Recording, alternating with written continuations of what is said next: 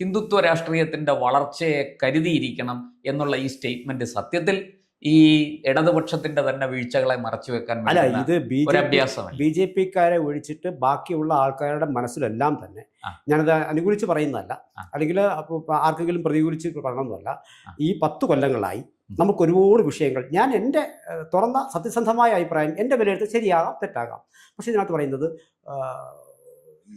പിണറായിയുടെ ഈ 10 കൊല്ലക്കാലം അദ്ദേഹത്തിന് സ്വാഭാവികമായിട്ടും കേന്ദ്ര ഫണ്ട് വാങ്ങിച്ചെടുക്കുന്നു, എല്ലാം ചെയ്യുന്നു, ഒക്കെ തന്നെ.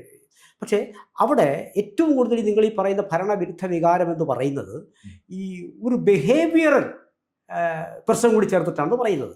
അതായത് പെരുമാറേണ്ട രീതിയിൽ മൈക്കിനോട് പോലും കയർക്കുക, നിലവിട്ട രീതിയിലുള്ള സംസാരം പാർട്ടി കേഡറുകളുടെ വലിയ നേതാക്കളിൽ നിന്നുണ്ടാവുക, മറ്റൊരാളെ അംഗീകരിക്കാതിരിക്കുക, രക്ഷാപ്രവർത്തനത്തിന്റെ ചില കാര്യങ്ങൾ വ്യാഖ്യാനിക്കുന്നത്. അപ്പോൾ ഞാൻ എന്തോ അമാനുഷികനാണ്, ഒരു അഹംഭാവം തലയിൽ കയറിയ കുലംകുത്തി പരനാറി പ്രയോഗങ്ങൾ. അപ്പൊ അതാണ് വാസ്തവത്തിൽ ഇപ്പോൾ നമ്മൾ പറയുന്നത് ഈ ഒരു സംഭവത്തെ വാങ്ങിച്ചെടുക്കാനും കൈനീട്ടിയ യാചിച്ചോ ബലാത്കാരത്തിലോ ഒക്കെ വാങ്ങിച്ചെടുക്കാനുള്ള സാമർഥ്യമൊക്കെ ഉമ്മൻചാണ്ടിക്കും ഉണ്ട്, പിണറായിക്കും ഉണ്ട്. പിണറായിക്ക് ഇച്ചിരി കൂടുതൽ തന്നെയുണ്ട്.